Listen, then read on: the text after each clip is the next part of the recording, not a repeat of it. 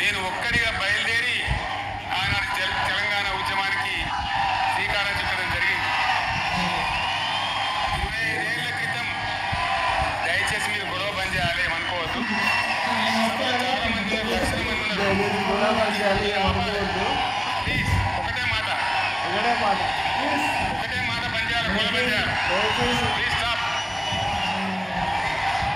So ఆ విధంగా 25 ఏళ్ల నాడు ఎగిరినటువంటి జెండా ఈ గులాబీ జెండా. బంద్ చేయాలి. ఏ బాబు బంద్ చేయాలి.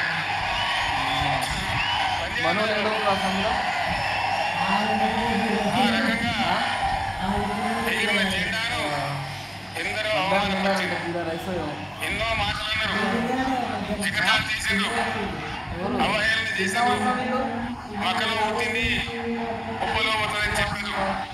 కానీ ఈ జెండా మీ అందరి సహకారంతో అనేక మంది త్యాగాలతో, వందలాది మంది ప్రాణ బలిదానాలు కూడా చేయడంతో, అనేక ఉద్యమాలతో యావత్ తెలంగాణనే ఒక అద్భుతమైనటువంటి ఉద్యమమై ఎగిసిపడి ఒక సమయం ఎట్లా వచ్చింది, ఒక సమయంలో అంటే తెలంగాణ యావత్ ఒక పక్కన నిల్చొని మరి గీసి బిడ్డలు నా తెలంగాణ పెట్టు అని చెప్పి నిలబడినటువంటి సందర్భం మనందరం కూడా సృష్టించాం. తద్వారా మన లక్ష్యం తెలంగాణ రాష్ట్రాన్ని సాధించుకున్నాం. ఆ తదనంతరం ప్రజలు దీవిస్తే 10 సంవత్సరాల పాటు అద్భుతమైనటువంటి దగదగలాడే తెలంగాణ తయారు చేసి అందరూ బిత్తరపోయే విధంగా, ఆశ్చర్యపడే విధంగా బ్రహ్మాండమైన తెలంగాణ నిర్మాణం చేసుకున్నాం. ఆ విధంగా 25 సంవత్సరాల సుదీర్ఘ చరిత్రను ఈరోజు ఈ వరంగల్ గడ్డ మీద మనం జరుపుకుంటా ఉన్నాం. రజతోత్సవ సందర్భంలో జరుపుకుంటా ఉన్నాం. చాలామంది చాలా రకాల ప్రయత్నాలు చేసినారు. ఇక్కడ కూడా ఇప్పుడు కూడా బ్రహ్మాండమైనటువంటి ప్రయత్నాలు చేస్తూ ఉన్నారు. నేను ఒక్కటే మాట చెప్తా ఉన్నా, ఈ గడ్డకు ప్రత్యేకత ఉంది. ఇది రాణి రుద్రమ్మ ఏలిన వీరగడ్డ, సమ్మక్క సారక్కల పోరుగడ్డ, కవితా మాధుర్యం పండించినటువంటి జీవగడ్డ. ఈ వరంగల్ నేలకు వందనం చేస్తా ఉన్నారు. మన అమర వీరులకు శిరస్సు వచ్చి నివాళులు అర్పిస్తా ఉన్నారు. 1969లో మూగబోయిన తెలంగాణ నినాదానికి తిరిగి జీవం పోసింది ఈ గులాబీ జెండాని మీ అందరికీ నేను మనవి చేస్తా ఉన్నాను. ప్రజలు పరిపాలన అప్పగిస్తే విధ్వంసమైన తెలంగాణను వికాస పథంలో నడిపించింది ఈ తెలంగాణ. దానికి కూడా ఈనాడు కరెక్ట్గా 25 ఏళ్ళు నిండుతా ఉన్నాయి. ఆనాడు కొండా లక్ష్మణ్ బాపూజీ గారు ఆశ్రయమిస్తే ఏప్రిల్ 25, 2001న జలదృశ్యంలో టీఆర్ఎస్ ఆవిర్భావం తెలంగాణ చరిత్రనే మలుపు తిప్పిన ఒక మహోజ్వల ఘట్టం. పదవుల కోసమో, కులం కోసమో, మతం కోసమో, వ్యక్తుల కోసమో పుట్టలేదు ఈ గులాబీ జెండా. ఇది తెలంగాణ రాష్ట్ర సాధన కోసం పుట్టింది. పదవి త్యాగాలతోనే మన తెలంగాణ ప్రస్థానం ప్రారంభమైంది. అది ఫలించి మన స్వంత రాష్ట్ర కళ కూడా నెరవేరిందని నేను మనవి చేస్తా ఉన్నా. ఆనాటికి అలుముకున్నటువంటి చీకట్లను పారదోలడానికి, ప్రజల్లో విశ్వాసం కల్పించడానికి, ఆత్మవిశ్వాసాన్ని పెంపొందించడానికి నేను ఒక మాట చెప్పిన రోజు మీ అందరికీ కూడా గుర్తుండాలి.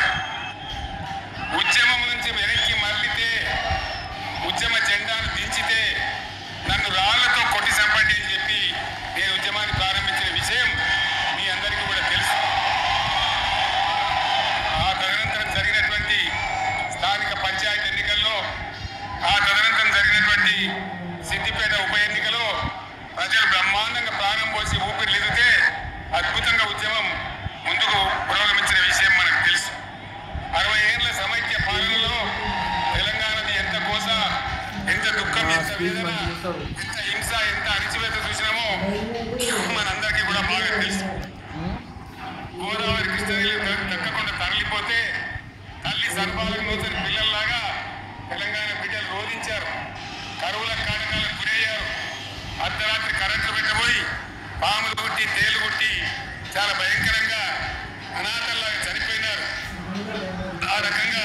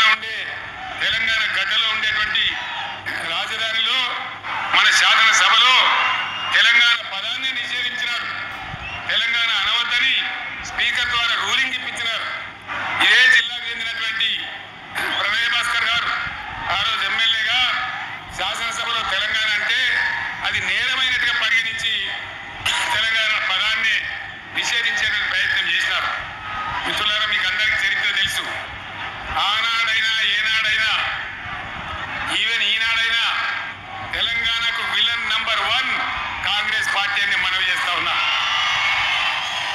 మనందరికీ కూడా తెలిసిన విషయం, తెలంగాణ హైదరాబాద్ స్టేట్ పేరుతో ఉన్ననాడు ప్రజలు వద్దంటుంటే కూడా బలవంతంగా తెలంగాణను ఆంధ్రాతో కలిపిన వాళ్ళే. ఏందా బాబు, ఏందా పనిలేదా? రెడీ మీకేం పనిలేదా? 10 మంది కాదు కదా, సభంతా ఉంది కదా, ఉండండి కామ్ ఉండండి.